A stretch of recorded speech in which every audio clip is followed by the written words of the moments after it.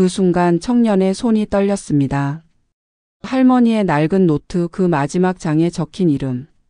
바로 자기 자신의 이름이었습니다. 수십 년 전 한 번도 기억하지 못했던 그날.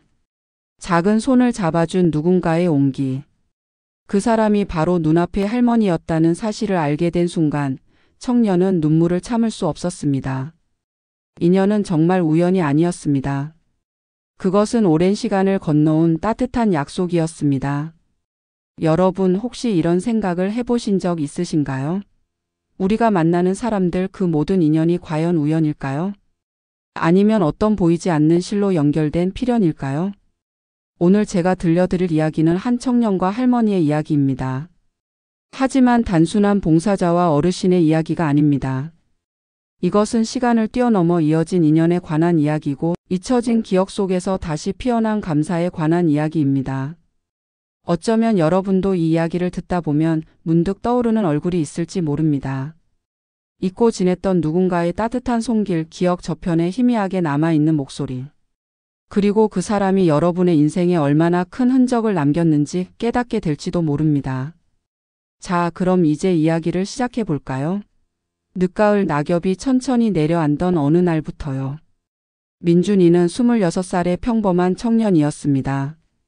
대학을 졸업하고 취업 준비를 하던 중 어머니의 권유로 동네 요양원에서 봉사활동을 시작하게 되었죠. 사실 처음에는 내키지 않았습니다. 낯선 사람들과의 만남도 부담스러웠고 무엇보다 자신의 시간이 아까웠으니까요. 하지만 어머니의 말씀이 마음에 걸렸습니다. 민준아, 사람은 누구나 늙는단다. 그리고 늙으면 외로워지지. 내가 조금만 시간을 내서 그 외로움을 덜어줄 수 있다면 그게 얼마나 큰 의미인지 아니? 그렇게 민준이는 매주 수요일 오후 해맑음 요양원을 찾게 되었습니다. 요양원은 생각보다 조용했습니다.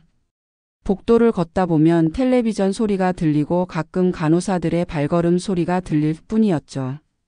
첫날 요양보호사 김 선생님이 민준이를 안내해 주었습니다. 여기 어르신들은 대부분 가족들이 자주 못 찾아오세요. 그래서 봉사자분들이 오시면 정말 좋아하시죠. 특히 젊은 분들이 오시면 더 반가워하시고요. 민준이는 고개를 끄덕이며 복도를 따라 걸었습니다. 여기저기 방문이 열려 있었고 안에서는 어르신들이 저마다의 시간을 보내고 계셨습니다. 어떤 분은 창밖을 바라보고 계셨고 어떤 분은 라디오를 들으며 눈을 감고 계셨습니다. 그런데 복도 끝 가장 구석진 방. 그곳만은 문이 닫혀 있었습니다. 민준이가 궁금한 듯 그쪽을 바라보자 김 선생님이 작은 목소리로 말했습니다. 저기는 박 할머니 방이에요. 할머니는 좀 조용히 지내시는 편이라 다른 어르신들하고는 잘 어울리지 않으세요. 가족들도 거의 안 오시고요. 왜요? 글쎄요. 자식분들이 바쁘신가 봐요. 아니면 뭔가 사정이 있으신 거겠죠. 김 선생님의 목소리에는 안타까움이 묻어났습니다. 민준이는 그 닫힌 문을 한참 바라보다가 다른 어르신들이 계신 공용 거실로 향했습니다.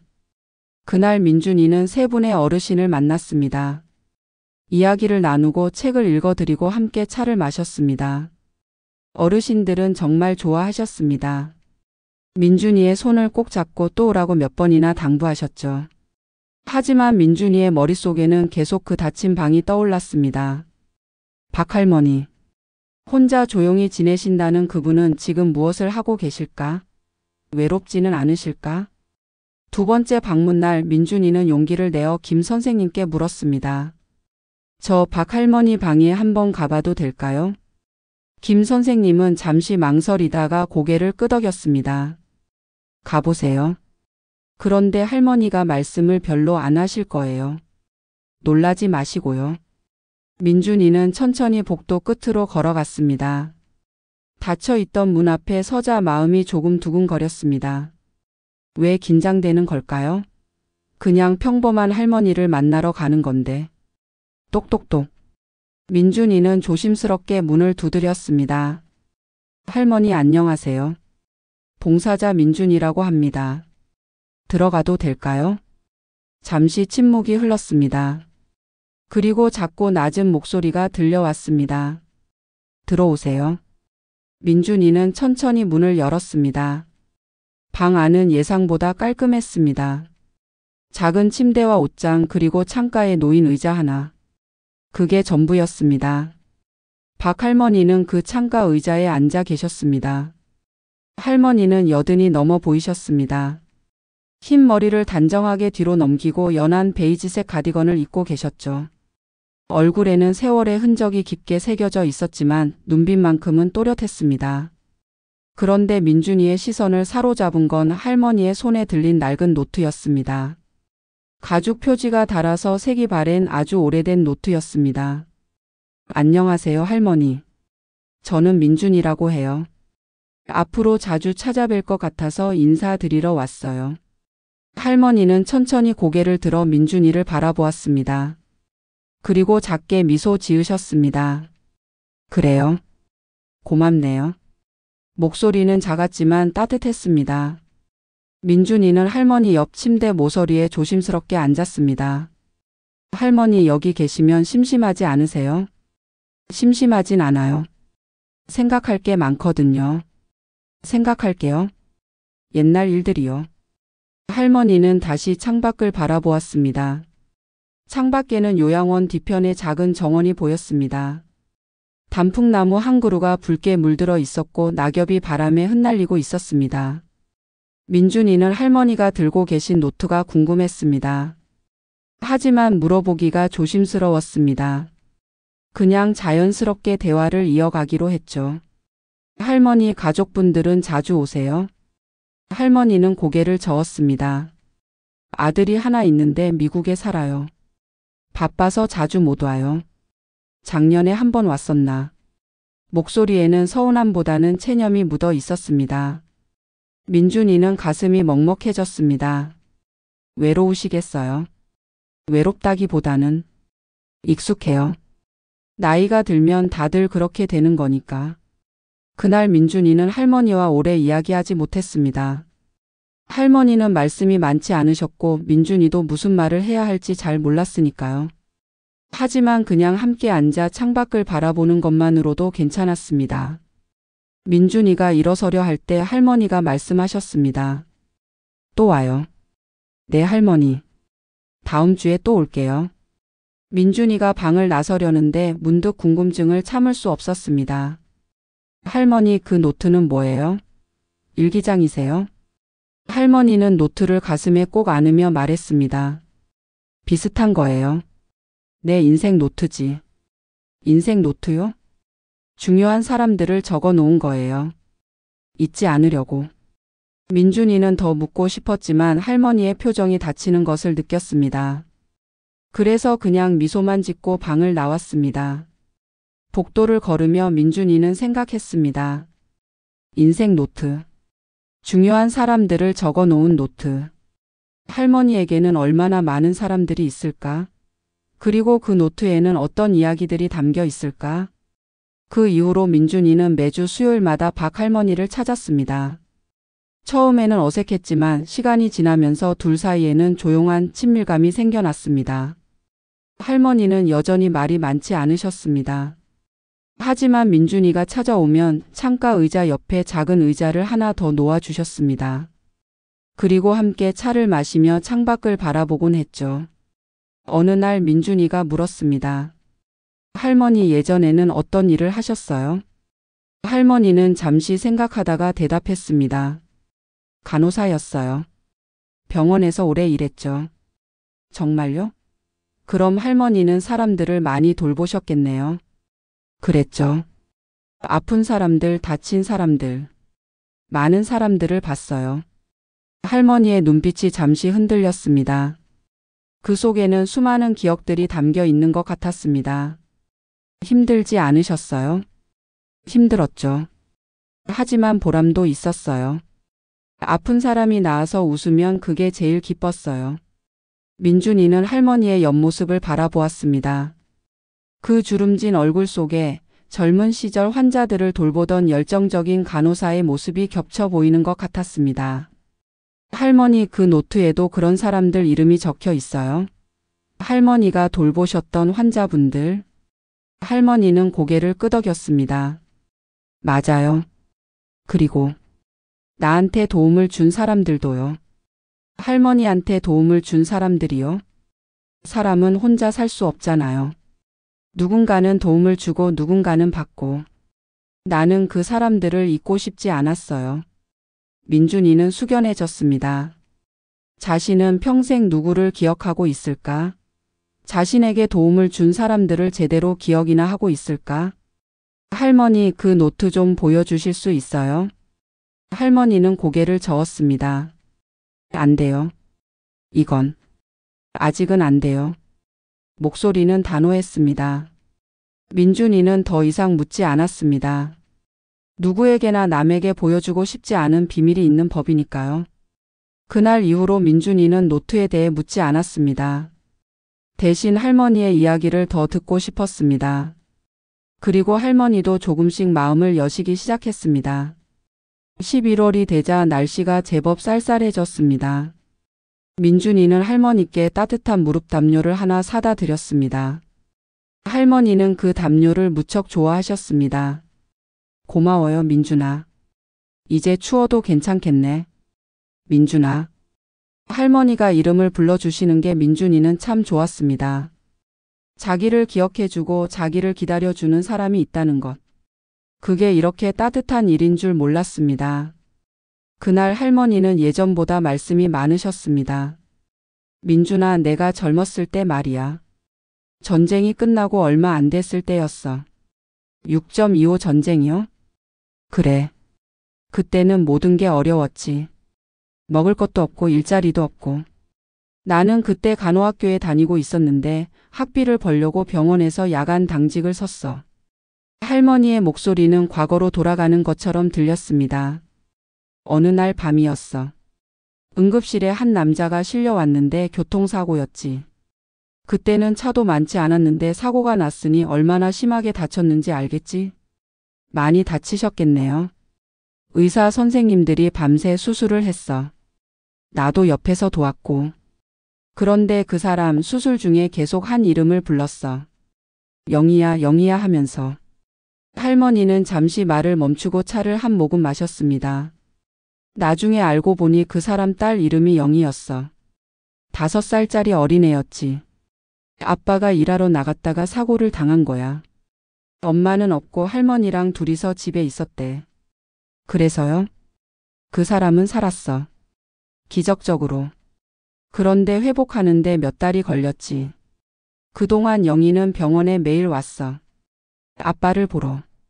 그 작은 애가 할머니 손을 잡고 와서는 병실 문 앞에서 기다리는 거야. 들어갈 수도 없으면서. 민준이는 가슴이 뭉클해졌습니다. 그때 내가 영희한테 사탕도 주고 그림책도 읽어줬어. 그 애가 너무 불쌍해서. 그리고 그 아버지도 열심히 간호했지. 결국 그 사람은 완전히 회복해서 퇴원했어. 다행이네요. 퇴원하는 날 그 아버지가 내 손을 꼭 잡더니 이러는 거야. 선생님, 제 목숨을 살려주셔서 감사합니다.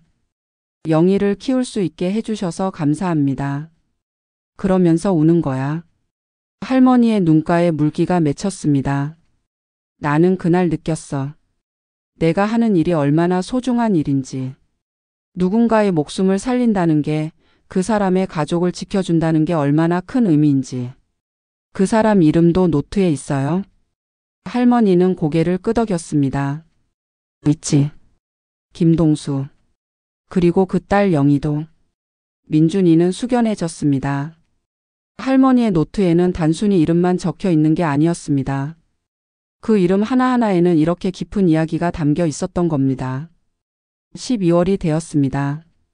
요양원 복도에는 작은 크리스마스 트리가 놓였고 벽에는 색색의 장식이 붙었습니다. 하지만 할머니의 방은 여전히 소박했습니다. 민준이는 할머니께 작은 포인세티아 화분을 가져다 드렸습니다. 빨간 꽃이 화사한 작은 화분이었습니다. 할머니, 이거 창가에 두시면 예쁠 것 같아요. 할머니는 화분을 받아들고 한참을 바라보셨습니다. 고맙구나, 민준아. 내가 자꾸 이렇게 해주니까. 미안하네. 왜요? 제가 하고 싶어서 하는 건데요. 그래도 늙은이한테 이렇게 신경 써주는 게 쉬운 일이 아닌데. 할머니의 목소리가 떨렸습니다. 민준이는 할머니 곁에 앉으며 말했습니다. 할머니, 저는 할머니 만나러 오는 게 좋아요. 진짜예요. 왜? 할머니랑 있으면 마음이 편해져요. 할머니는 저한테 아무것도 요구하지 않으시잖아요. 그냥 있어주시고 이야기 들어주시고. 민준이는 솔직한 마음을 털어놨습니다. 요즘 제가 취업 준비를 하는데 계속 떨어지거든요. 그러면 주변 사람들이 다들 조언을 해요. 이렇게 해봐라, 저렇게 해봐라. 물론 다 절 위해서 해주시는 말씀인 건 아는데 가끔은 그냥 아무 말 없이 들어주는 사람이 필요할 때가 있어요. 할머니는 민준이의 손을 꼭 잡았습니다. 그래. 인생이 원래 그래. 쉽지 않지.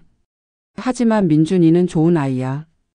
그러니까 언젠가는 좋은 일이 생길 거야. 정말요? 정말이야.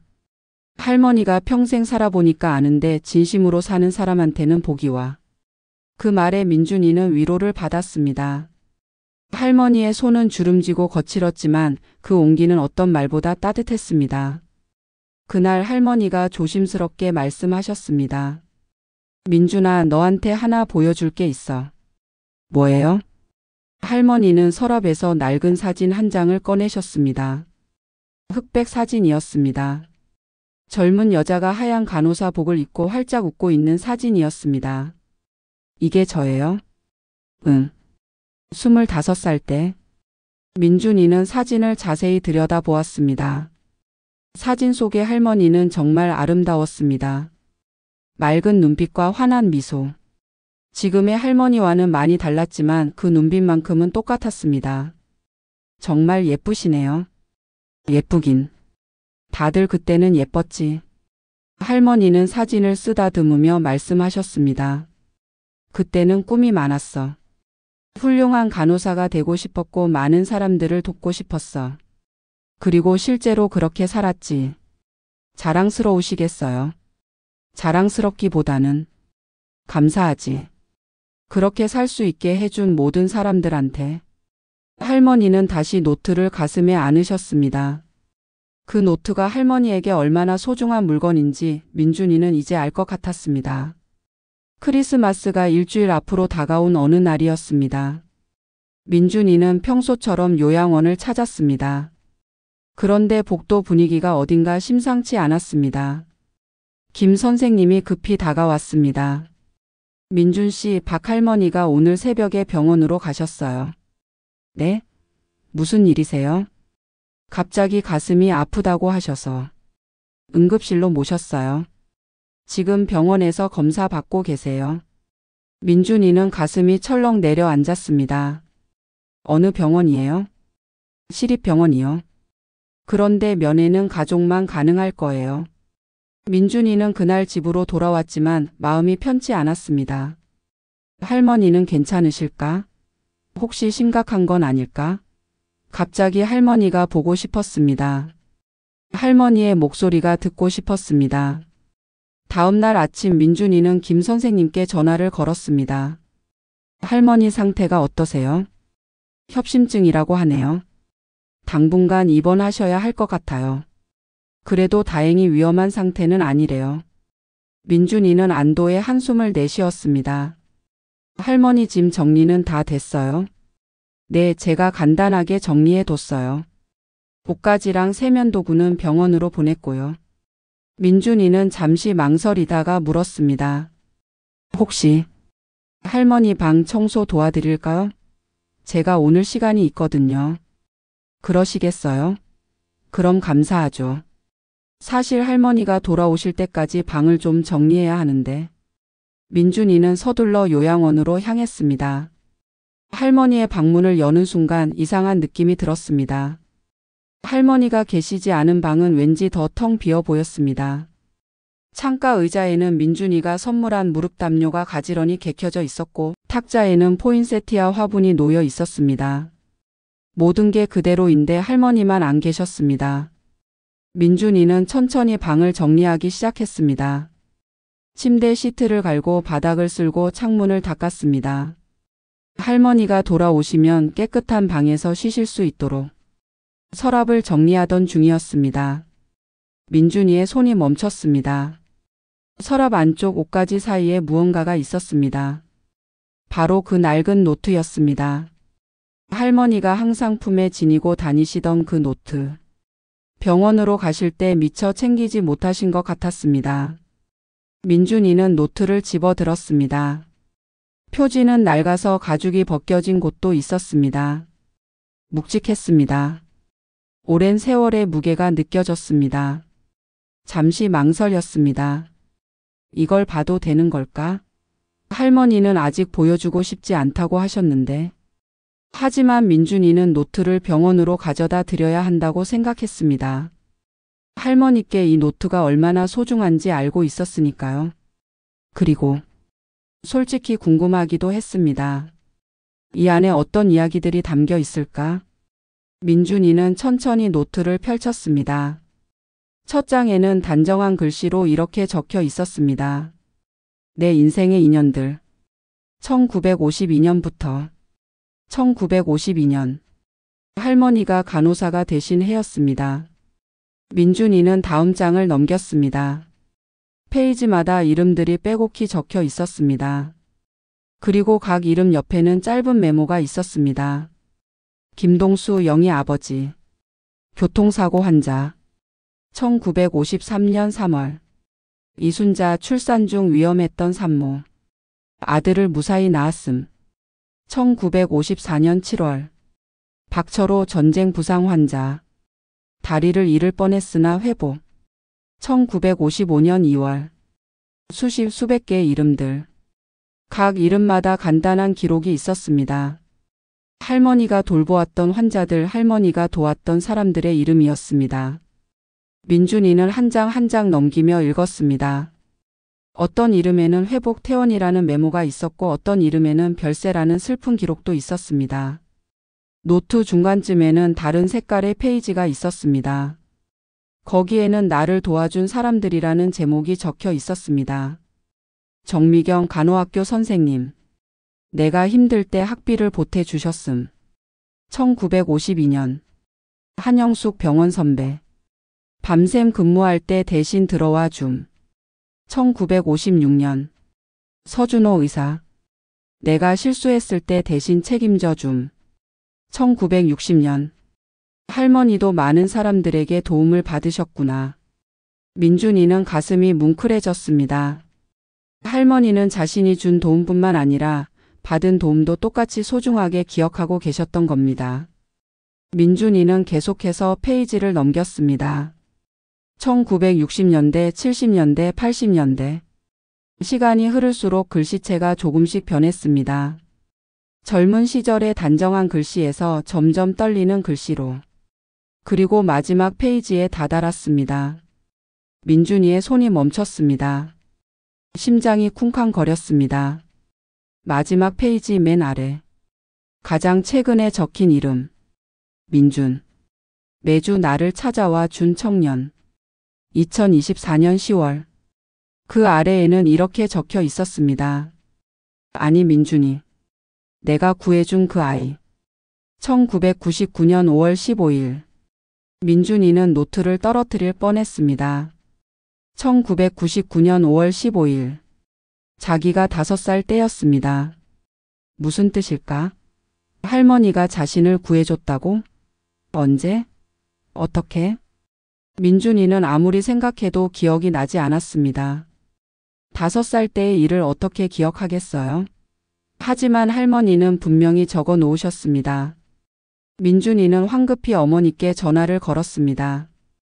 엄마, 나 1999년 5월에 무슨 일 있었어? 1999년 5월? 갑자기 왜? 그냥 궁금해서. 그때 내가 5살이었잖아. 어머니는 잠시 생각하시다니 말씀하셨습니다. 아, 그때 너 횡단보도에서 차에 치일 뻔한 적 있잖아. 민준이의 가슴이 쿵 내려앉았습니다. 차에 치일 뻔했다고? 그래. 엄마가 잠깐 한눈판 사이에 내가 혼자 횡단보도로 뛰어나갔거든. 그런데 신호가 바뀌면서 차가 오는데 누가 널 확 잡아당겼어. 할머니 한 분이. 할머니가? 응. 그 할머니가 아니었으면 넌 정말 큰일 날 뻔했어. 엄마가 얼마나 놀랐는지 몰라. 민준이의 손이 떨렸습니다. 그 할머니. 어떻게 생기셨어? 기억나? 글쎄 너무 오래전 일이라. 근데 왜 갑자기 그걸 물어? 아니야 그냥. 끊을게 엄마. 민준이는 전화를 끊고 다시 노트를 들여다보았습니다. 그 아래에 더 적혀 있는 글이 있었습니다. 작은 손을 잡아당겼을 때 그 아이의 놀란 눈빛이 아직도 기억난다. 엄마가 달려와서 아이를 안았을 때 안심이 되었다. 이름은 몰랐지만 그 아이가 무사해서 다행이었다. 그리고 그 밑에 최근에 적힌 것으로 보이는 떨리는 글씨로 25년이 지나서 다시 만났다. 그 아이가 이렇게 훌륭하게 자라서 이제는 나를 돌봐주러 온다. 인연이란 게 이런 거구나. 돌고 도는 것. 민준이는 그 자리에 주저앉았습니다. 눈물이 주르르 흘러내렸습니다. 할머니였습니다. 자신을 구해준 그 사람이 할머니였습니다. 그리고 할머니는 그걸 처음부터 알고 계셨던 겁니다. 민준이가 처음 할머니를 찾아갔을 때, 자신의 이름을 말했을 때 할머니는 알아보셨을까요? 아니면 나중에 알아채셨을까요? 민준이는 노트를 가슴에 꼭 안았습니다. 이제 모든 게 이해되었습니다. 할머니가 왜 자신을 그렇게 따뜻하게 대해주셨는지, 왜 매번 또 와라고 말씀하셨는지, 할머니는 25년 전 자신이 구했던 그 아이가 이제는 자신을 찾아와 준다는 사실에 얼마나 기뻐하셨을까요? 민준이는 서둘러 시립병원으로 향했습니다. 노트를 꼭 안고 할머니께 달려갔습니다. 병원 접수처에서 박 할머니의 병실을 물었습니다. 가족분이세요? 아니지만 꼭 배워야 할 일이 있어서요. 죄송하지만 가족분이 아니면 면회가 어려운데요. 민준이는 간절한 목소리로 말했습니다. 제발요. 정말 중요한 물건을 전해드려야 해요. 할머니께 꼭 필요한 거예요. 간호사는 민준이의 절박한 표정을 보고는 잠시 망설이다가 말했습니다. 잠깐만 기다리세요. 담당 선생님께 여쭤볼게요. 얼마 후 간호사가 돌아왔습니다. 5분만요. 할머니가 지금 많이 약하세요. 민준이는 고개를 끄덕이고 병실로 향했습니다. 7층 705호실.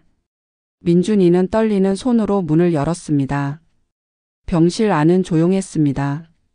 커튼 너머로 할머니가 누워 계셨습니다. 산소 마스크를 쓰고 여러 기계에 연결되어 있었습니다. 민준이는 천천히 다가갔습니다. 할머니. 할머니는 천천히 눈을 뜨셨습니다. 민준이를 보자 미약하게 미소 지으셨습니다. 민준이. 왔구나. 할머니 제가 가져왔어요. 이거. 민준이는 노트를 꺼내 보였습니다. 할머니의 눈이 커졌습니다. 내 노트. 할머니 미안해요. 제가 봤어요.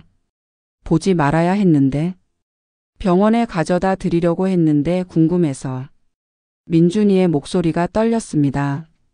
할머니. 저였어요. 그때 그 아이가 저였어요. 할머니는 고개를 끄덕이셨습니다. 알았어. 내가 처음 왔을 때 이름을 듣고 알았지. 왜 말씀 안 하셨어요? 말해서 뭐하니? 넌 기억도 못하는데. 그냥 이렇게 다시 만난 것만으로도 감사했어. 할머니의 손이 민준이의 손을 찾았습니다. 민준이는 할머니의 손을 꼭 잡았습니다. 할머니 제가 몰랐어요. 할머니가 제 목숨을 살려주신 거였는데. 제가 지금까지 살아있는 건 할머니 덕분이었는데. 눈물이 주르르 흘러내렸습니다. 할머니 죄송해요. 진작에 알았어야 했는데. 감사하다는 말씀 드렸어야 했는데. 할머니는 고개를 저었습니다. 아니야. 내가 이렇게 찾아와 준 것만으로도 충분해. 매주 와서 내 이야기 들어주고 함께 있어줬잖아. 그게 어떻게 충분해요? 할머니는 제 목숨을 살려주셨는데. 할머니는 민준이의 손을 꼭 쥐었습니다. 민준아, 들어봐. 내가 널 구한 게 아니야. 우린 서로를 구한 거야. 네? 그날 널 구하고 나서 난 생각했어. 내가 간호사가 된 게 정말 잘한 일이었구나. 이렇게 누군가의 생명을 지킬 수 있구나. 그날 이후로 나는 더 열심히 일했어. 더 많은 사람들을 돕고 싶었거든. 할머니의 목소리는 약했지만 또렷했습니다. 그리고 25년이 지나서 그 아이가 다시 내 앞에 나타났어. 이번에는 나를 돌봐주러. 내가 늙고 외로울 때 유일하게 나를 찾아와 준 사람이 바로 내가 구했던 그 아이였어. 이게 기적이 아니면 뭐니? 민준이는 흐느꼈습니다. 할머니. 그러니까 민준아, 우린 서로에게 빚진 게 없어. 우린 그냥 운명적으로 만난 거야. 2번이나. 할머니는 2주간 입원 치료를 받으셨습니다. 민준이는 매일 병원을 찾았습니다. 면회 시간이 아니어도 병원 로비에서 기다렸다가 잠깐이라도 할머니를 뵐 수 있으면 들어갔습니다. 할머니의 상태는 조금씩 나아졌습니다. 산소 마스크를 떼고 스스로 일어나 앉을 수 있게 되셨습니다. 그리고 민준이가 올 때마다 환하게 웃으셨습니다. 어느 날 민준이는 할머니께 조심스럽게 물었습니다. 할머니의 아들분은 연락이 안 되나요? 할머니는 잠시 침묵하시다가 대답하셨습니다. 연락은 했어. 병원에서. 근데 미국에 있으니까 당장 오기는 어렵대. 그래도 어머니가 입원하셨는데. 괜찮아. 내 아들도 사정이 있을 거야. 일도 있고 가족도 있고. 할머니의 목소리에는 서운함보다는 이해가 묻어 있었습니다. 하지만 민준이는 가슴이 아팠습니다. 할머니, 저는 계속 올게요. 매일요? 민준아, 너도 바쁠 텐데. 아니에요. 저는 할머니가 제일 중요해요. 그 말에 할머니의 눈가가 촉촉해졌습니다. 고맙구나, 민준아. 정말. 민준이는 할머니의 노트도 가져왔습니다. 할머니는 노트를 받아들고 한참을 쓰다듬으셨습니다. 이 노트가 내 평생이야. 이 안에 내 인생이 다 들어있어. 할머니, 이 노트 정말 대단해요. 이렇게 많은 사람들을 다 기억하시다니. 기억하고 싶었어. 내 인생이 헛되지 않았다는 걸 확인하고 싶었거든. 그리고 이 사람들에게 감사하고 싶었고. 할머니는 노트를 펼쳐 마지막 페이지를 보셨습니다. 민준이의 이름이 적힌 페이지. 민준아, 이제 내 노트가 완성됐어. 완성이요? 응. 내가 구했던 사람이 다시 나를 구하러 왔잖아. 이제 원이 완성된 거야. 할머니는 펜을 들어 민준이의 이름 옆에 한 줄을 더 적으셨습니다. 내 마지막 외로움을 지워준 사람. 내가 잊지 못할 사람. 민준이는 그 글을 읽고 또 눈물이 났습니다. 할머니, 저도 할머니를 절대 잊지 않을 거예요. 나도 알아. 우리 인연은 그렇게 쉽게 끊어지는 게 아니니까. 할머니는 크리스마스 이브에 퇴원하셨습니다. 민준이는 할머니를 요양원까지 모셔다 드렸습니다. 할머니의 방은 깨끗하게 정리되어 있었습니다. 민준이가 청소해 놓은 그대로. 그리고 창가에는 포인세티아가 여전히 붉게 피어 있었습니다. 우와, 내 방이 이렇게 깨끗했나? 할머니는 놀라셨습니다. 제가 청소했어요. 할머니 오실 때를 대비해서요. 고맙구나, 민준아. 할머니는 의자에 앉으셨습니다. 익숙한 자리, 익숙한 창가. 할머니는 깊게 숨을 들이마셨습니다. 역시 집이 제일 좋네. 민준이는 가방에서 작은 상자를 꺼냈습니다. 할머니, 이거 크리스마스 선물이에요. 어머, 선물까지? 할머니는 상자를 열었습니다. 안에는 부드러운 캐시미어 목도리가 들어 있었습니다. 연한 하늘색이었습니다. 할머니가 좋아하실 것 같아서 골랐어요. 할머니는 목도리를 꺼내 목에 둘러보셨습니다. 어때요? 아주 예뻐. 따뜻하고. 할머니는 거울을 보며 미소 지으셨습니다. 그리고 서랍에서 작은 봉투를 꺼내셨습니다. 나도 너한테 줄 게 있어. 할머니, 저는 괜찮아요. 아니야. 받아. 민준이는 봉투를 열었습니다. 안에는 오래된 사진이 한 장 들어 있었습니다. 할머니가 젊은 시절 간호사복을 입고 찍은 그 사진이었습니다. 할머니, 이거 너 주는 거야. 내가 제일 행복했던 시절의 사진. 너한테 주고 싶어. 하지만 이렇게 소중한 거. 그러니까 너한테 주는 거지. 너는 내게 소중한 사람이니까. 민준이는 사진을 꼭 안았습니다. 할머니, 정말 감사합니다. 그날 저녁 민준이는 할머니와 함께 요양원 식당에서 크리스마스 저녁을 먹었습니다. 요양원에서 준비한 소박한 식사였지만 둘에게는 그 어떤 만찬보다 특별했습니다. 식사를 마치고 방으로 돌아가는 길 복도에는 크리스마스 캐럴이 흘러나왔습니다. 할머니는 민준이의 팔을 잡고 천천히 걸으셨습니다. 민준아, 내 할머니. 너 덕분에 내가 이번 크리스마스는 외롭지 않네. 저도요, 할머니. 할머니 덕분에 이번 크리스마스가 제 인생에서 제일 의미 있는 것 같아요. 둘은 창가에 앉아 밤하늘을 바라보았습니다. 하늘에는 별이 총총 빛나고 있었습니다. 할머니, 저기 별 보이세요? 여보요. 제가 어렸을 때 엄마가 그러셨어요. 별은 하늘에서 우리를 지켜보는 사람들이래요. 그럴지도 모르지. 그럼 할머니가 도와주셨던 모든 분들도 저기서 할머니를 지켜보고 계실까요? 할머니는 잠시 생각하시다가 말씀하셨습니다. 아마도. 그리고 고맙다고 하겠지. 자기들을 기억해줘서. 할머니는 정말 대단한 분이세요. 대단하긴. 그냥 내 할 일을 했을 뿐이야. 하지만 민준이는 알고 있었습니다. 자기 할 일을 하는 것, 그것도 평생 동안 진심을 다해 하는 것이 얼마나 어려운 일인지. 새해가 밝았습니다. 2025년 1월 1일. 민준이는 새해 첫날부터 할머니를 찾았습니다. 할머니, 새해 복 많이 받으세요. 어머, 민준아. 새해 첫날부터 왔니? 당연하죠. 할머니가 올해도 건강하셔야 제가 자주 찾아뵐 수 있잖아요. 할머니는 웃으셨습니다. 그래. 올해도 건강하게 지내야지. 민준이는 떡국을 준비해 왔습니다. 어머니가 끓여주신 떡국을 본병에 담아온 것입니다.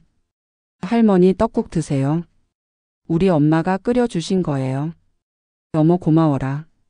내 어머니한테도 감사하다고 전해줘.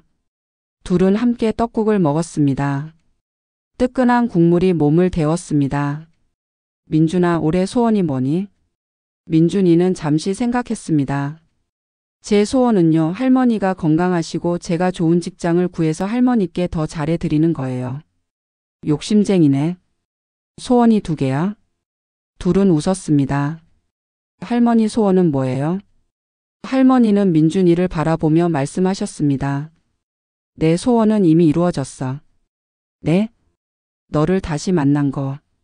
그리고 너와 이렇게 함께 할 수 있는 거. 이게 내 소원이었는데 이미 이루어졌잖아. 민준이는 가슴이 뭉클해졌습니다. 할머니. 민준아, 고마워. 정말. 내가 내 인생의 마지막을 이렇게 따뜻하게 해주니까. 할머니, 마지막이라는 말씀하지 마세요. 우리 앞으로도 오래오래 함께 할 거예요. 그래. 그럼 좋겠다. 그날 민준이는 할머니께 하나 제안을 드렸습니다. 할머니, 제가 할머니 노트를 책으로 만들어 드릴까요? 책으로? 네. 할머니의 이야기들을 정리해서 책으로 만드는 거예요. 할머니가 평생 만나신 분들, 도와주신 분들, 그리고 할머니를 도와주신 분들. 그 모든 이야기를 책으로 남기는 거예요.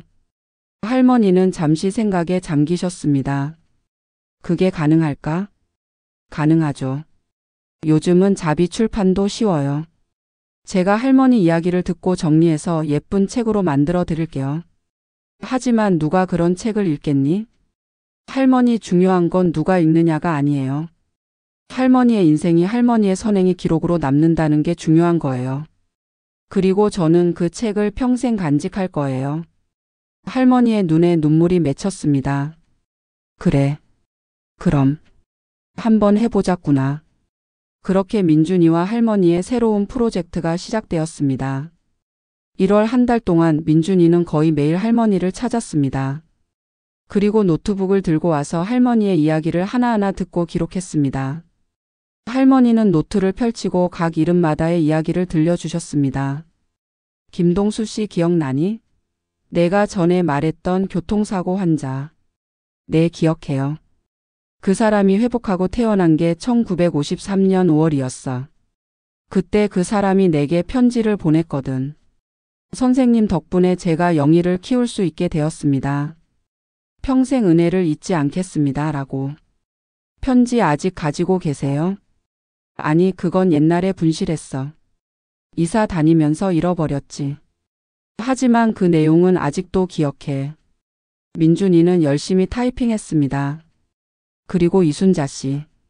이분은 출산 중에 위험했던 산모였어. 아기가 거꾸로 나오려고 해서 난산이었지. 그때 의사 선생님이 밤새 수술하셨고 나도 옆에서 도왔어. 아기는 무사했어요? 그럼. 건강한 아들이었어. 그 산모가 나중에 아기를 안고 병원에 왔을 때 내게 이렇게 말했어. 선생님이 아니었으면 저와 제 아들 둘 다 못 살았을 거예요. 그러면서 아기 이름을 지어달래. 이름을요? 응. 그래서 내가 은호라고 지어줬지. 은혜의 은 호랑이호. 은혜를 잊지 말라는 뜻이야. 민준이는 감동했습니다. 할머니의 노트에 적힌 한 줄 한 줄에는 이렇게 깊은 이야기들이 숨어 있었던 겁니다. 할머니, 이분들은 지금 어디 계실까요? 글쎄. 연락이 끊긴 지 오래됐지. 어떤 분들은 돌아가셨을 거고 어떤 분들은 어디선가 잘 살고 계시겠지.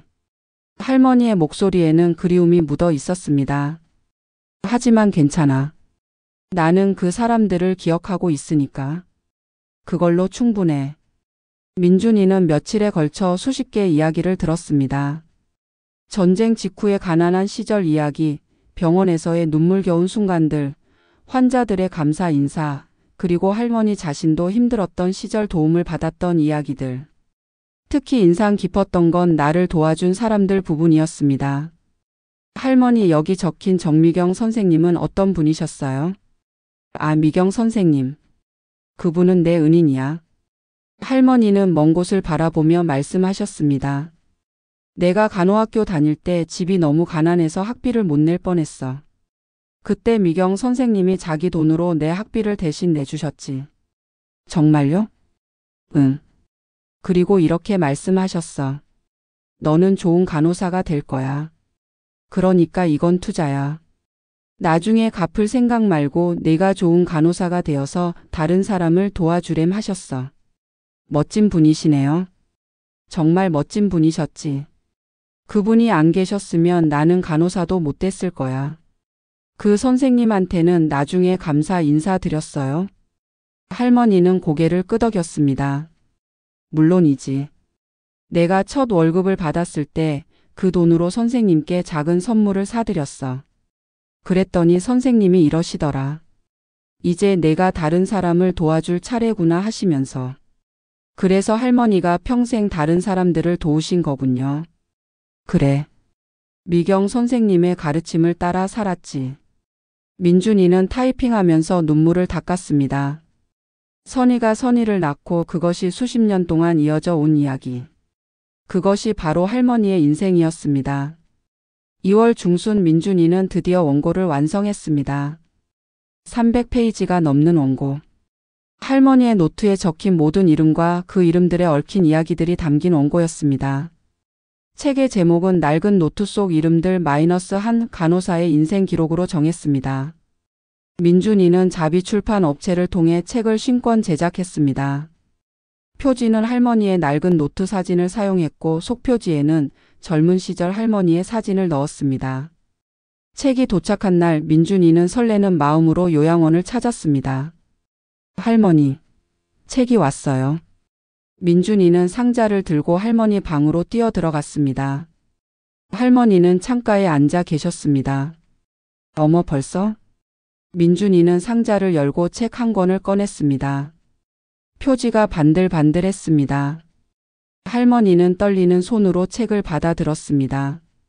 이게 내 책이야? 네, 할머니. 할머니의 인생이 담긴 책이에요. 할머니는 천천히 책장을 넘기셨습니다. 첫 페이지에는 할머니의 젊은 시절 사진이 있었고 그 아래 이렇게 적혀 있었습니다.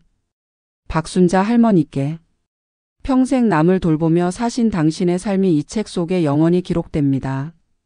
당신의 선행을 기억하겠습니다. 민준 올림. 할머니는 그 헌사를 읽고 눈물을 흘리셨습니다.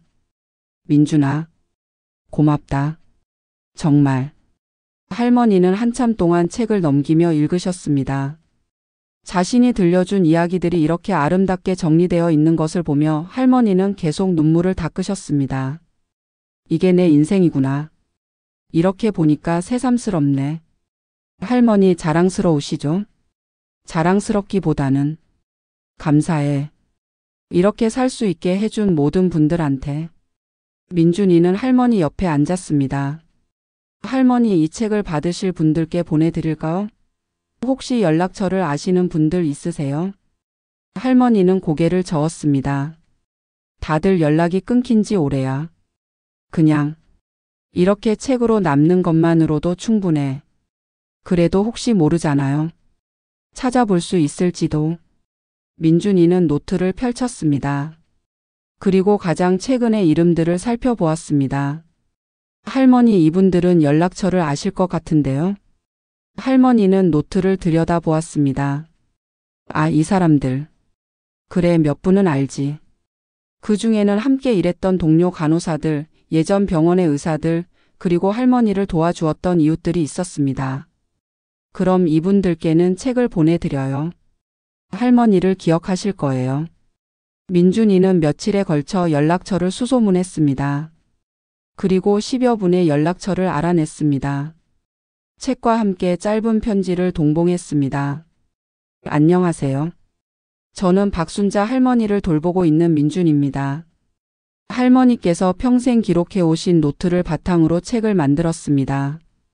그 안에 선생님의 이름도 있어서 이렇게 책을 보내드립니다. 할머니께서 선생님을 얼마나 기억하고 계신지, 얼마나 감사해 하시는지 이 책을 통해 느끼실 수 있을 겁니다. 책을 보낸 지 일주일 후 첫 번째 전화가 왔습니다. 여보세요, 민준 씨 맞으신가요? 네, 그런데요. 저는 이영이라고 합니다. 책에 제 아버지 이름이 나와서요. 김동수. 민준이는 깜짝 놀랐습니다. 할머니가 처음 들려주셨던 그 이야기.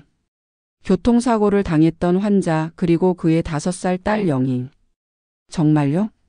그 영희 씨가? 네, 저도 너무 놀랐어요. 책을 읽다가 아버지 이름이 나오는 걸 보고. 그리고 제 이름까지. 박순자 선생님을 제가 어떻게 잊겠어요. 영희 씨의 목소리는 떨리고 있었습니다. 아버지가 돌아가시기 전에 항상 말씀하셨어요. 박 선생님 덕분에 살았다고. 그분이 아니었으면 나는 영희를 키우지 못했을 거라고. 할머니께서 영희 씨를 정말 예뻐하셨대요. 저도 기억나요. 희미하게. 병원에서 저한테 사탕을 주시고 그림책을 읽어주시던 분. 그분이 박 선생님이셨어요. 민준이는 할머니께 전화를 바꿔드렸습니다. 할머니, 영희 씨래요. 할머니는 떨리는 손으로 전화를 받으셨습니다. 여보세요? 선생님, 저 영희예요. 김동수 딸 영희. 할머니의 눈에서 눈물이 주르르 흘러내렸습니다. 영희야. 우리 영희가 이렇게 컸구나. 두 사람은 한참 동안 통화했습니다. 영희 씨는 할머니께 근황을 전했습니다. 결혼해서 자식도 둘 낳았고 지금은 초등학교 교사로 일하고 있다고 했습니다. 선생님 덕분에 제가 아버지와 함께 살 수 있었어요. 감사합니다. 평생 감사할게요. 통화를 마친 할머니는 한참 동안 울으셨습니다. 민준아, 고마워. 내가 아니었으면 영희를 다시 못 만났을 거야. 그 후로 연락이 계속 왔습니다. 책을 받은 사람들로부터. 어떤 분은 직접 요양원을 찾아오기도 했습니다. 할머니와 함께 일했던 간호사 한영숙 씨도 찾아왔습니다. 이제 70이 넘은 할머니였지만 두 분은 만나자마자 얼싸안고 울었습니다. 순자야, 나를 기억해줬구나. 영수가 내가 어떻게 너를 잊겠니? 내가 나를 얼마나 도와줬는데. 아니야, 나도 내 덕을 많이 봤어. 내가 없었으면 나는 그 힘든 시절을 못 버텼을 거야. 두 분은 밤늦게까지 이야기를 나누었습니다. 옛날 병원 이야기, 함께 일했던 동료들 이야기, 그리고 지나간 세월 이야기를. 민준이는 그 모습을 보며 흐뭇했습니다. 할머니의 얼굴에 생기가 돌았습니다. 오랜 친구를 만나 이야기를 나누는 할머니는 요양원에서 조용히 혼자 계시던 그 할머니가 아니었습니다. 3월 어느 날 요양원에 한 남자가 찾아왔습니다. 50대 초반으로 보이는 정장을 입은 남자였습니다. 박순자 할머니 계신가요? 간호사가 민준이에게 연락했고 민준이가 그 남자를 할머니 방으로 안내했습니다. 할머니, 손님 오셨어요. 할머니는 고개를 들었습니다. 그리고 그 남자를 보는 순간 놀란 표정을 지으셨습니다. 혹시 은호? 남자도 놀랐습니다.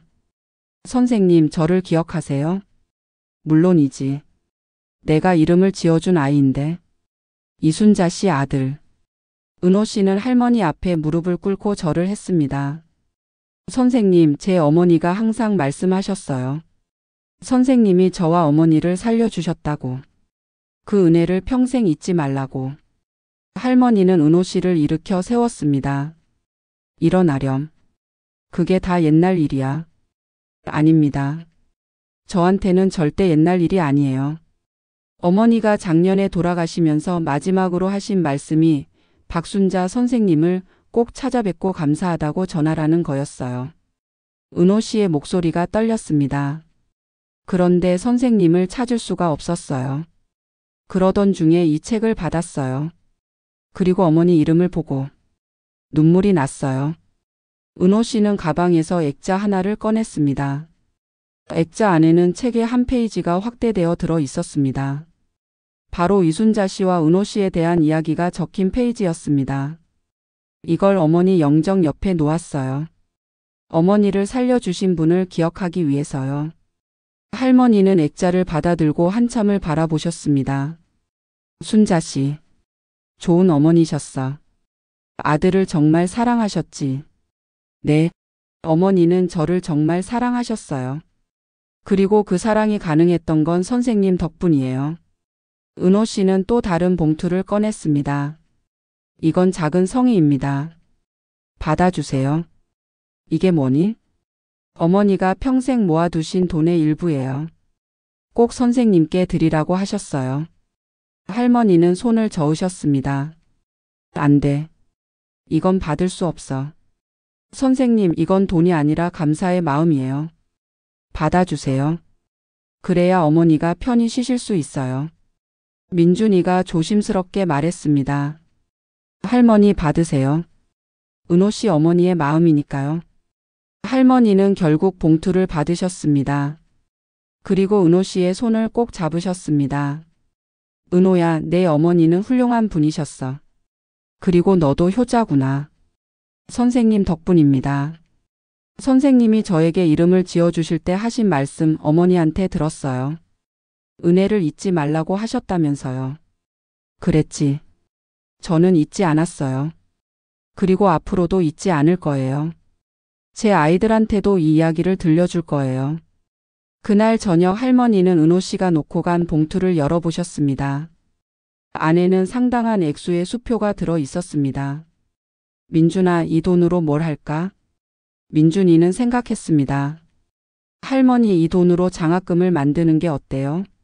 간호학과 학생들을 위한 장학금이요. 할머니의 눈이 반짝였습니다. 좋은 생각이다. 미경 선생님이 나를 도와주신 것처럼 나도 누군가를 도울 수 있겠네. 네. 그리고 그 장학금 이름을 박순자 장학금으로 하는 거예요. 아니야. 순환의 장학금으로 하자. 도움이 돌고 도는 거니까. 민준이는 고개를 끄덕였습니다. 정말 할머니다운 생각이었습니다. 책을 만들고 할머니의 옛 지인들을 만나는 과정에서 민준이도 변화했습니다. 민준이는 취업 준비를 하면서 자꾸 떨어지는 것에 좌절하고 있었습니다. 하지만 할머니의 이야기를 듣고 할머니의 삶을 기록하면서 깨달았습니다. 인생은 결과가 아니라 과정이라는 것을. 중요한 건 얼마나 성공하느냐가 아니라 어떻게 사느냐는 것을. 민준이는 진로에 대해 다시 생각하기 시작했습니다. 정말 자신이 하고 싶은 일이 뭘까? 돈을 많이 버는 것? 남들이 부러워하는 직장에 다니는 것? 아니었습니다. 민준이가 진정으로 하고 싶었던 건 누군가에게 의미 있는 사람이 되는 것이었습니다. 할머니처럼 누군가의 인생에 긍정적인 영향을 주는 사람이 되는 것. 어느 날 민준이는 할머니께 말씀드렸습니다. 할머니, 저 결심했어요. 뭘? 사회복지사가 되기로요. 할머니처럼 사람들을 돕는 일을 하고 싶어요. 할머니는 민준이의 손을 꼭 잡으셨습니다. 정말? 네. 할머니를 만나면서 깨달았어요. 내가 진짜 하고 싶은 게 뭔지.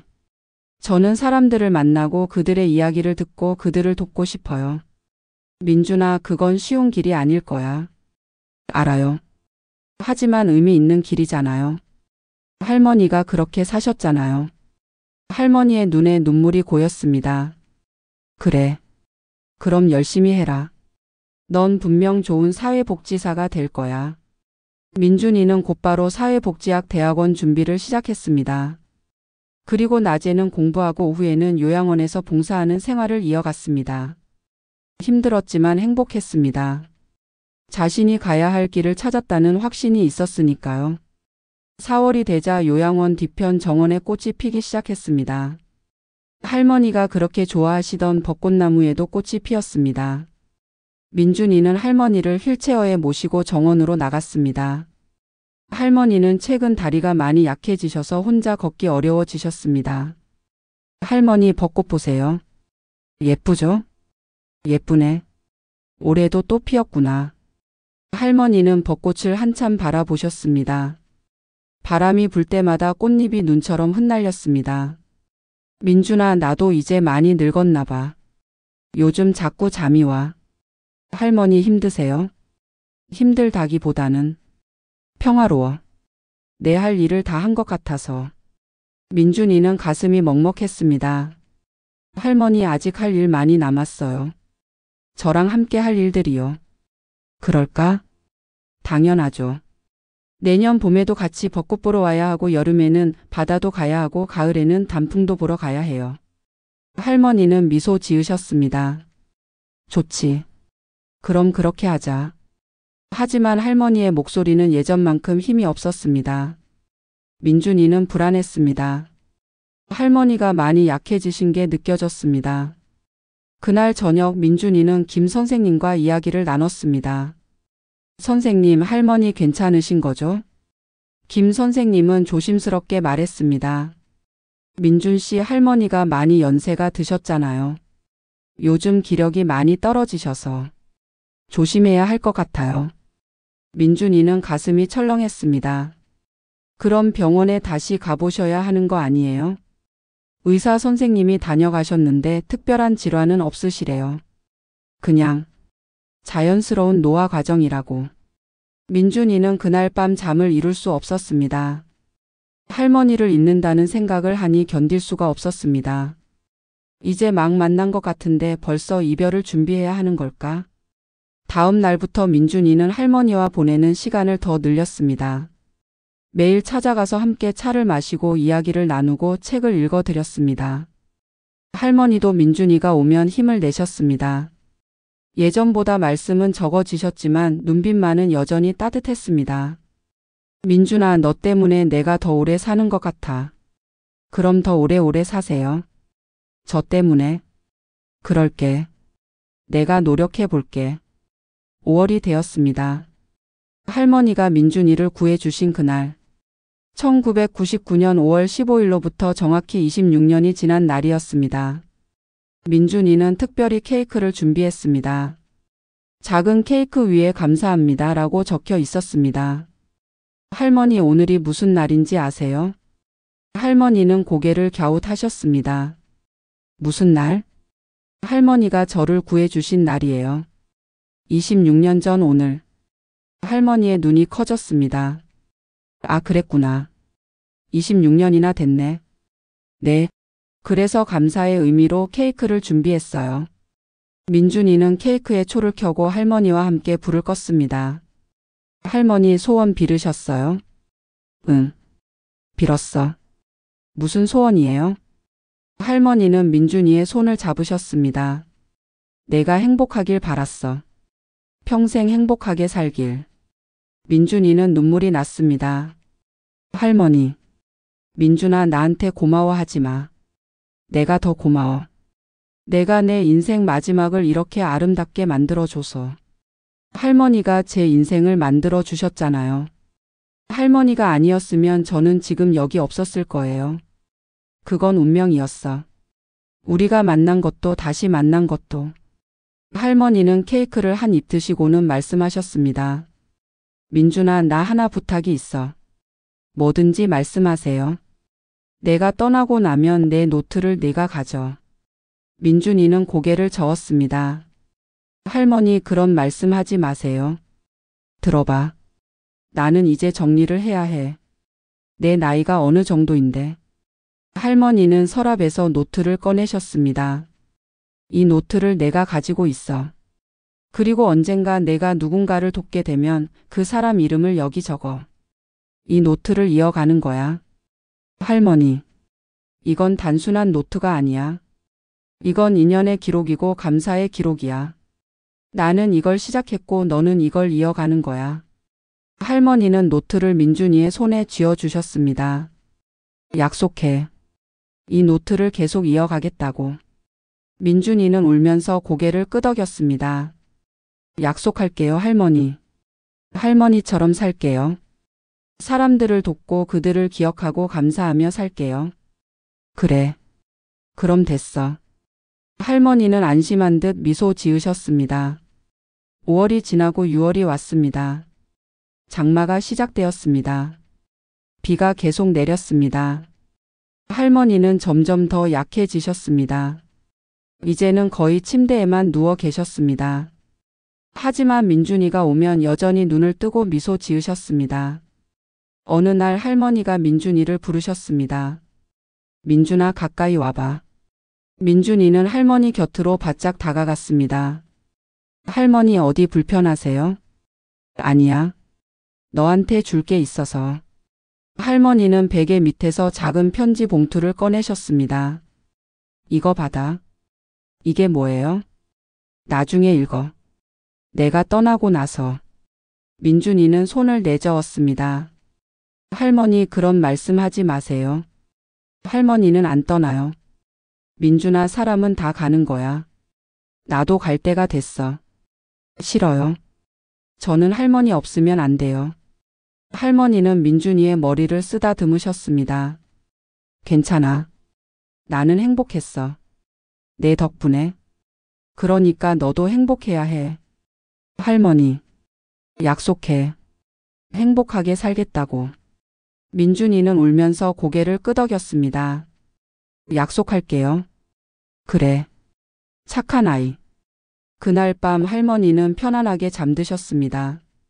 그리고 다음날 아침 그대로 깨어나지 못하셨습니다. 할머니는 잠든 것처럼 평화로운 얼굴로 세상을 떠나셨습니다. 할머니의 장례식은 조촐하게 치러졌습니다.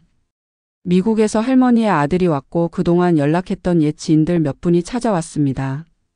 영희 씨도 왔고 은호 씨도 왔습니다. 한영숙 할머니도 오셨습니다. 그리고 요양원의 어르신들과 직원들도 모두 와서 할머니를 배웅했습니다. 민준이는 영정 사진 앞에서 한참을 울었습니다. 영정 사진 속 할머니는 젊은 시절의 모습이었습니다. 간호사복을 입고 환하게 웃고 있는 할머니. 빈소를 지키며 민준이는 할머니가 준 편지를 꺼냈습니다. 천천히 봉투를 뜯었습니다. 편지에는 할머니의 떨리는 글씨로 이렇게 적혀 있었습니다. 사랑하는 민준아. 이 편지를 읽고 있다면 나는 이미 떠났을 거야. 슬퍼하지 마. 나는 정말 행복했단다.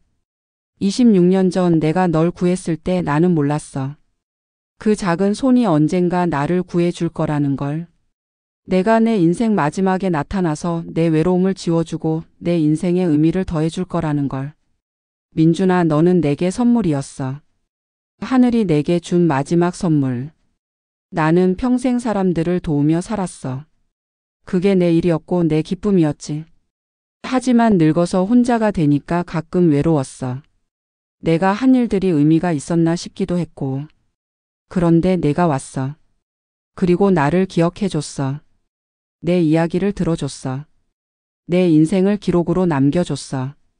민준아, 그게 얼마나 큰 선물인지 아니? 누군가 나를 기억해 준다는 것. 내 인생이 헛되지 않았다는 걸 확인할 수 있다는 것. 내가 나한테 그 선물을 줬어. 이제 나는 편안히 갈 수 있어. 내 인생이 의미 있었다는 걸 알고 누군가 나를 사랑해 준다는 걸 알고 가니까. 민준아, 부탁이야. 계속 그렇게 살아줘. 사람들을 돕고 사랑하고 기억해 주는 사람으로. 내가 나한테 해준 것처럼. 그리고 행복해. 내가 행복한 게 나한테는 제일 큰 보답이야. 사랑한다, 민준아. 다음 생에 또 만나자. 할머니가. 민준이는 편지를 읽고 또 울었습니다. 하지만 이번에는 슬픔만이 아니었습니다. 감사함도 있었고 사랑도 있었습니다. 할머니는 마지막 순간까지 자신을 걱정하는 게 아니라 민준이를 걱정하고 계셨습니다. 그게 할머니였습니다. 언제나 남을 먼저 생각하시던. 장례를 마치고 민준이는 할머니의 노트를 펼쳤습니다. 그리고 가장 마지막 페이지에 할머니가 남겨놓으신 빈 페이지에 첫 번째 이름을 적었습니다. 박순자 할머니. 나의 은인이자 나의 스승. 나의 인생을 구해주시고 살아가는 법을 가르쳐 주신 분. 2025년 6월 12일 별세. 영원히 기억하겠습니다. 2026년 봄 민준이는 사회복지학 석사 과정에 입학했습니다.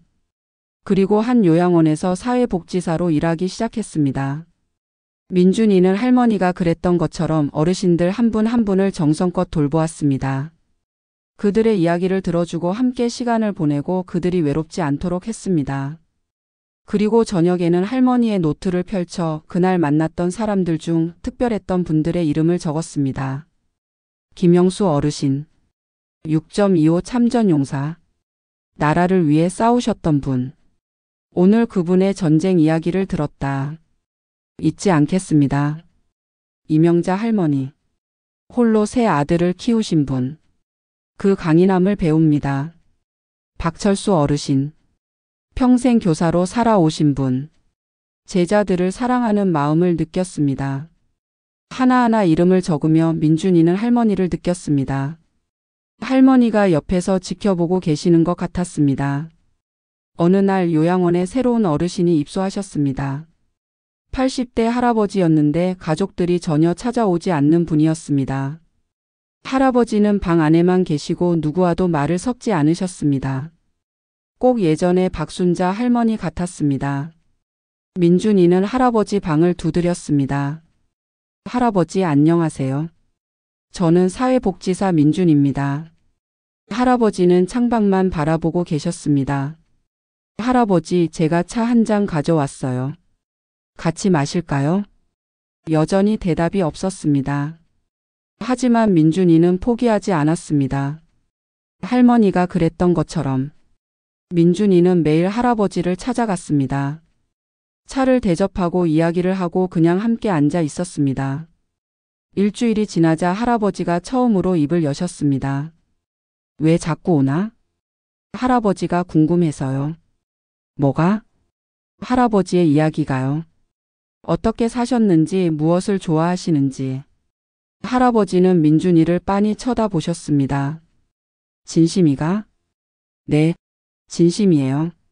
할아버지의 눈가가 촉촉해졌습니다. 나한테 진심으로 대해주는 사람이. 오래간만이네. 민준이는 할아버지의 손을 잡았습니다. 이제부터는 제가 있어요. 할아버지 이야기 들어드릴게요. 그날부터 할아버지는 조금씩 마음을 열기 시작했습니다. 자신의 이야기를 들려주시고 민준이를 기다리셨습니다.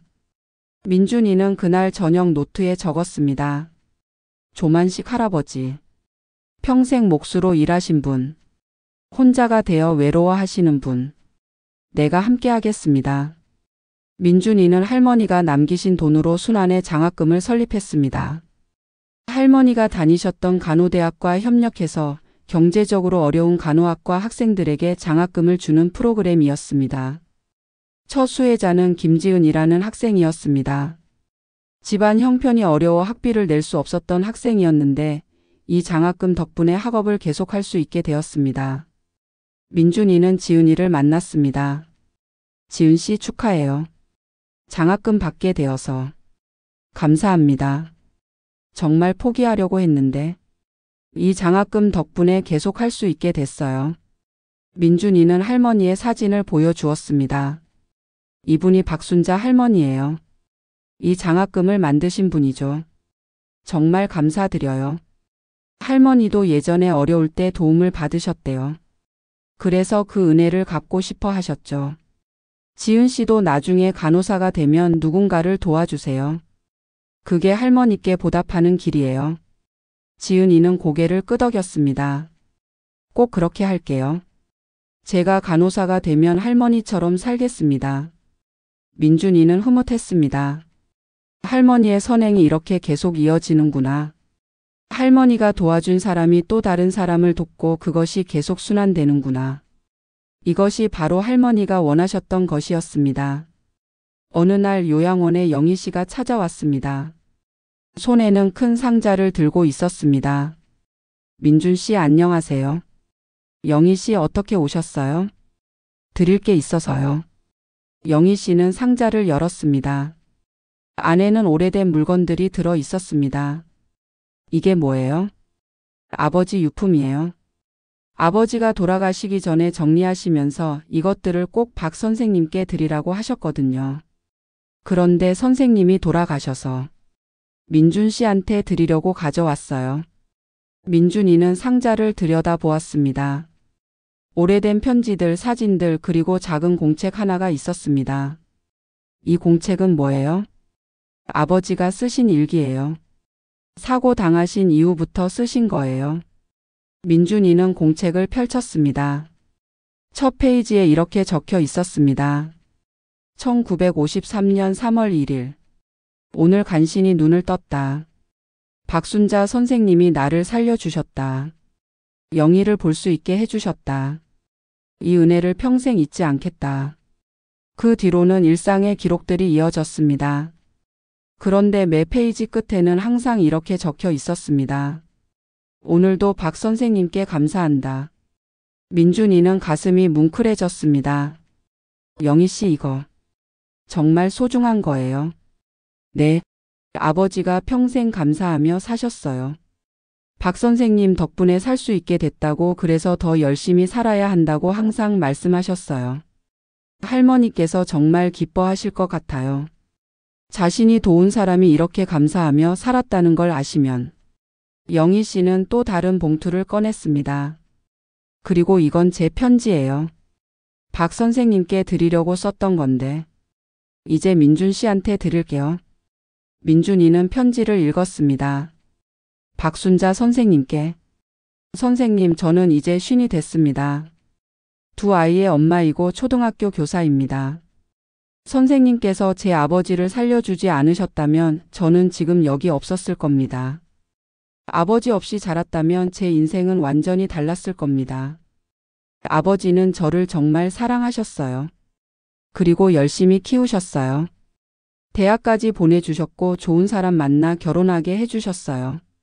그 모든 게 선생님 덕분이에요. 저는 아버지께 받은 사랑을 제 학생들에게 전합니다. 어려운 아이들을 돌보고 그들이 꿈을 이룰 수 있게 돕습니다. 그게 선생님께 보답하는 길이라고 생각해요. 감사합니다, 선생님. 저를 이 세상에 남아있게 해주셔서. 김영희 올림. 민준이는 눈물을 흘렸습니다. 영희 씨 고마워요. 이걸 가져와 주셔서. 아니에요. 전해드려야 할 말들이었어요. 민준이는 그날 저녁 할머니의 노트를 펼쳤습니다. 김동수 영희라는 이름 옆에 적었습니다. 이분들은 평생 할머니께 감사하며 사셨습니다. 그리고 그 감사함을 다른 사람들에게 전하며 사셨습니다. 할머니의 선행은 이렇게 계속 이어지고 있습니다. 2년이 흘렀습니다. 민준이의 노트에는 이제 수십 개의 이름이 추가되어 있었습니다. 요양원에서 만난 어르신들, 그들을 통해 알게 된 사람들, 민준이가 도왔던 사람들, 그리고 민준이를 도와준 사람들. 할머니처럼 민준이도 주고받은 모든 인연을 기록했습니다. 조만식 할아버지는 이제 민준이를 아들처럼 대했습니다. 그리고 할아버지의 옛 이야기들을 들려주셨습니다. 몫으로 살아온 인생, 자신이 만든 가구들, 그리고 자신이 도왔던 사람들. 할아버지도 자신만의 방식으로 사람들을 도우며 사셨던 거였습니다. 민준아, 나도 너처럼 기록해 둘 걸 그랬나 봐. 할아버지, 지금이라도 늦지 않았어요. 제가 할아버지 이야기를 적어 드릴게요. 그렇게 민준이는 조 할아버지의 이야기도 기록하기 시작했습니다. 할아버지가 만든 가구들, 할아버지가 도왔던 사람들, 할아버지의 인생 이야기. 그리고 그것을 작은 책으로 만들어 할아버지께 드렸습니다. 할아버지는 책을 받고 한참을 우셨습니다. 고맙다, 민준아. 내 인생이 헛되지 않았구나. 할아버지 인생은 정말 소중해요. 할아버지가 만드신 가구들에서 얼마나 많은 사람들이 살았겠어요. 그게 다 할아버지의 선물이에요. 할아버지는 민준이의 손을 꼭 잡았습니다. 너는 박 선생님 같은 사람이야. 남을 돌보는 사람. 그 말에 민준이는 가슴이 벅찼습니다. 할머니처럼 산다는 것. 그게 민준이의 목표였습니다. 어느 날 민준이는 길을 가다가 한 장면을 목격했습니다. 횡단보도에서 한 어린아이가 혼자 뛰어나가려는 것을 옆에 있던 한 청년이 재빨리 붙잡는 장면이었습니다. 민준이는 그 순간을 보며 할머니를 떠올렸습니다. 26년 전 할머니가 자신을 구해준 것처럼 민준이는 그 청년에게 다가갔습니다. 정말 잘하셨어요. 아이가 위험할 뻔했네요. 청년은 머쓱하게 웃었습니다. 아, 당연한 일 한 거죠. 이름이 어떻게 되세요? 저요? 김준호라고 합니다. 민준이는 주머니에서 명함을 꺼냈습니다. 저는 사회복지사 민준입니다. 혹시 시간 되시면 커피 한잔 하실까요? 드릴 이야기가 있어서요. 준호는 의아해했지만 민준이를 따라왔습니다. 카페에 앉아서 민준이는 준호에게 할머니의 이야기를 들려줬습니다. 26년 전 할머니가 자신을 구해준 이야기, 그리고 25년 후 다시 만난 이야기. 와, 정말 영화 같은 이야기네요. 네, 그래서 제가 지금 이렇게 살고 있어요. 할머니처럼. 민준이는 노트를 꺼내 보여줬습니다. 이게 할머니가 평생 쓰신 노트예요. 2년의 기록이죠. 이게 할머니가 평생 쓰신 노트예요. 2년의 기록이죠. 준호는 노트를 넘기며 감탄했습니다. 대단하시네요. 이렇게 많은 사람들을. 네. 그리고 저도 이제 이걸 이어가고 있어요. 오늘 준호 씨가 아이를 구한 것처럼 작은 선행들을 기록하는 거예요. 민준이는 펜을 들고 노트에 적었습니다. 김준호. 횡단보도에서 어린아이를 구한 청년. 당연한 일이라고 말하는 겸손한 사람. 2027년 4월 3일. 준호는 놀라며 물었습니다. 저를 기록하시는 거예요? 네. 준호 씨의 선행을 기억하고 싶어서요. 준호는 얼굴이 빨개졌습니다. 아, 그냥 당연한 건데. 부끄럽네요. 당연한 일이지만 그걸 실천하는 사람은 많지 않아요. 준호 씨는 망설이지 않고 행동하셨잖아요. 그게 중요한 거예요. 준호는 한참 민준이를 바라보다가 말했습니다. 저도 이런 노트를 써볼까요? 민준이는 환하게 웃었습니다. 정말요? 그럼 정말 좋죠. 민준이는 새 노트 하나를 선물로 주었습니다. 준호 씨도 한번 시작해 보세요. 준호 씨가 만나는 사람들, 도움을 주고받은 사람들을 기록하는 거예요. 그럼 준호 씨의 인생이 얼마나 풍요로운지 알게 될 거예요. 준호는 노트를 소중히 받아들었습니다. 고맙습니다. 꼭 써볼게요. 그날 이후로 준호는 민준이와 종종 연락하며 지냈습니다. 그리고 정말로 노트를 쓰기 시작했습니다. 준호가 도왔던 사람들, 준호를 도와준 사람들의 이름을. 할머니의 노트가 민준이에게 전해졌고 이제 또 다른 사람에게 전해지고 있었습니다. 선의의 기록이 계속 퍼져나가고 있었습니다.